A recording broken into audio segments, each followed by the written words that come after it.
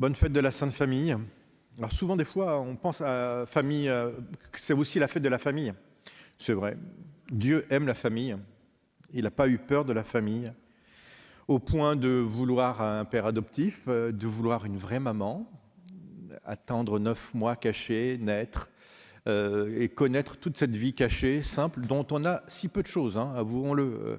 On a très peu d'éléments. On les a en nombre, je ne sais pas comment vous dire. Grâce à cet évangile d'aujourd'hui, on a quelques bribes de ce qui s'est passé pendant ces 33 ans.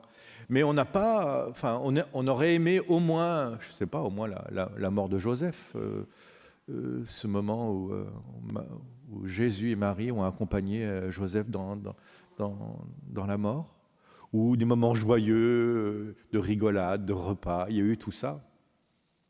On les a d'une manière négative parce que, à travers l'évangile d'aujourd'hui, vous l'avez écouté comme moi, c'est pas, enfin, pour fêter la Sainte Famille, alors qu'on est encore dans la lumière de Noël, hein, on contemple Jésus dans la crèche, Dieu parmi nous. Brusquement survient le seul récit que nous avons de toute l'enfance de Jésus, qui est une fugue. On est d'accord, hein, c'est une fugue. C'est un très mauvais moment, une fugue. Je ne sais pas si ça vous est jamais arrivé, mais moi je suis éducateur de jeunes, quand il en manque un, waouh, ça a duré 3 jours en plus. 3 jours.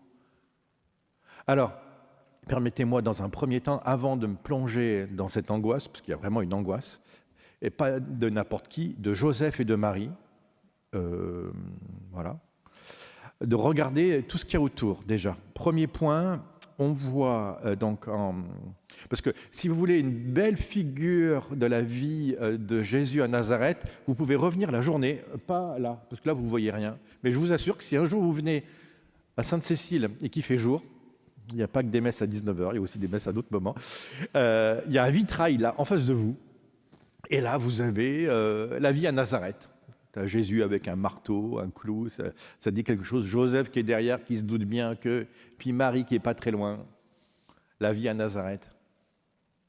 On aimerait avoir plein de détails. D'ailleurs, il y a des révélations privées qui nous les donnent. Mais ce n'est pas donné dans la parole de Dieu. Parce que comme on veut imiter Jésus-Christ, et comme c'est un moyen fiable et sûr, on voudrait faire trop comme lui. Alors on se mettrait à porter des tuniques et des sandales. Non, c'est pas ça. Dieu vous demande pas forcément d'être charpentier, vous avez le droit d'avoir un autre métier. On voudrait trop imiter comment Jésus a fait, comment Marie a fait, qu'est-ce que c'est qu'une bonne mère, qu'est-ce que c'est qu'un bon père. Joseph et Marie ont été un bon père pour Jésus. Et Jésus, un enfant admirable, qui partent prier très régulièrement, qui font des pèlerinages. On voit tout ça. Donc on les voit prier, chanter ensemble, avec une grande confiance. Parce que quand Jésus n'est pas avec Joseph, et quand Joseph ne s'inquiète pas, parce qu'il pense qu'il est avec Marie, il y avait une vraie confiance et une vraie éducation. On voit aussi à la fin, c'est dit à travers quelques mots, mais qui sont extrêmement délicats. Il descendit avec eux pour se rendre à Nazareth et il leur était soumis. Sa mère gardait dans son cœur tous ces événements. Ça, c'était... Quant à Jésus, il grandissait en sagesse, en taille et en grâce devant Dieu et devant tous les hommes. Bon, c'est tellement parfait ça, c'est vrai qu'il s'agit de Jésus et de Dieu, que s'il n'y avait pas eu cet événement, on pourrait se dire que c'était complètement linéaire. C'est pour ça qu'on ne nous en parle pas. Il y a eu cet événement fou. Mais juste avant, pourquoi il est fou cet événement? Parce que Jésus devait aller prêcher à ces docteurs de la loi, parce qu'il savait que quand il aurait 33 ans, il ne serait plus accueilli. Quand vous venez comme rabbi, eux, ils ont la science, ils savent. Et donc, la miséricorde de Dieu qui vient tout le temps et inlassablement frapper à votre porte quand il le faut. Et il revient toujours au bon moment. Là, il revient comme un enfant de 12 ans, un jeune ado, quoi.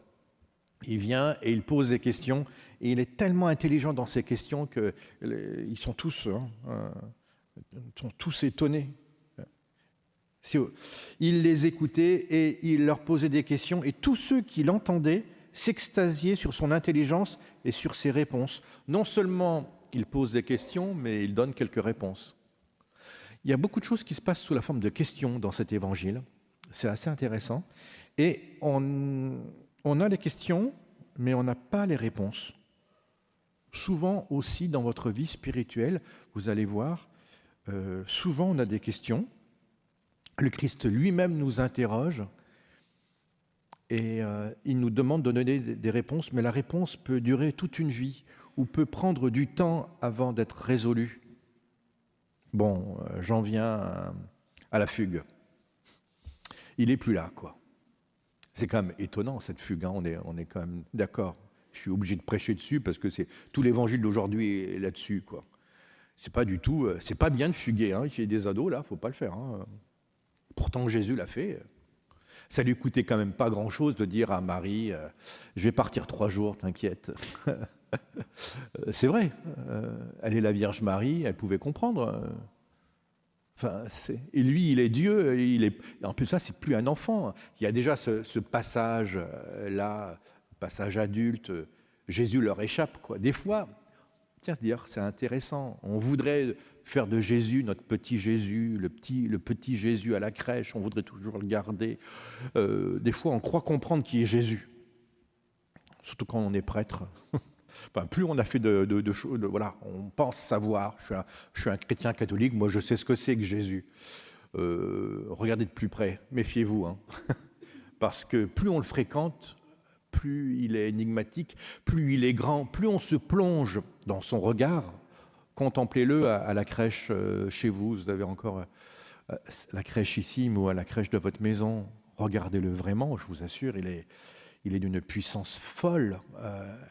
Et Dieu peut nous échapper sans prévenir.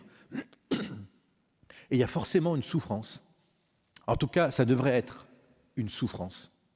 Si Dieu vous échappe, si brusquement, c'est un peu la sécheresse dans votre vie, si vous avez fréquenté Jésus, c'est souvent comme ça, au début, au moment de la conversion, au moment de la rencontre, Dieu bénit d'une manière très forte. Il y a des phénomènes charismatiques très forts, et ça c'est normal. Si vous êtes encore dans cette phase-là, tant mieux, profitez-en. Parce que ça ne dure pas toujours.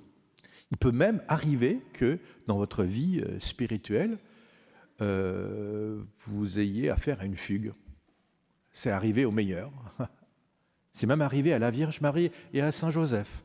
Donc n'ayez pas peur.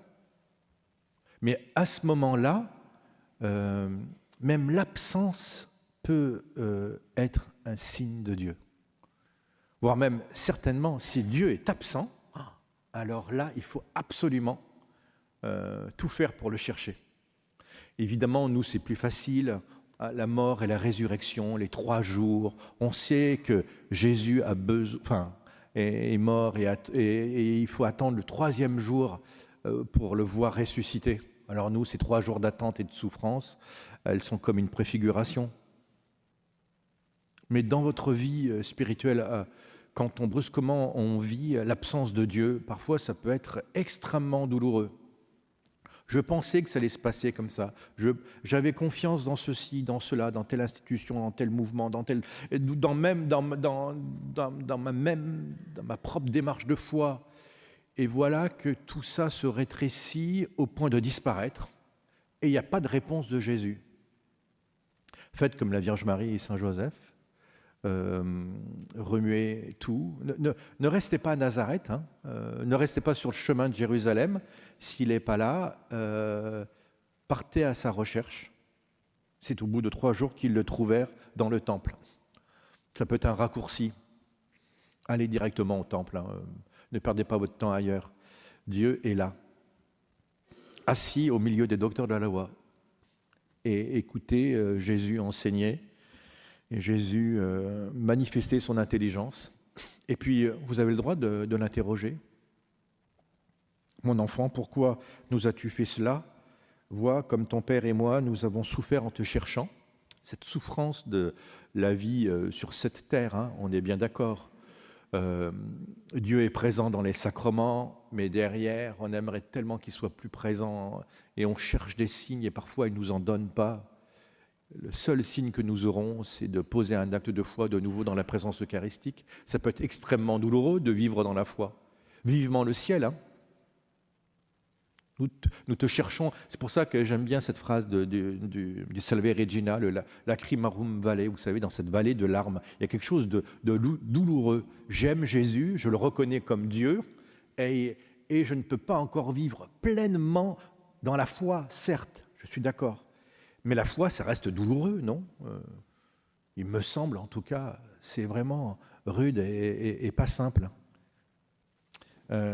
Laissons Jésus venir à notre rencontre, laissons-le venir vers nous, et laissons surtout la Vierge Marie nous apprendre, comme elle, à l'aimer et à le choisir.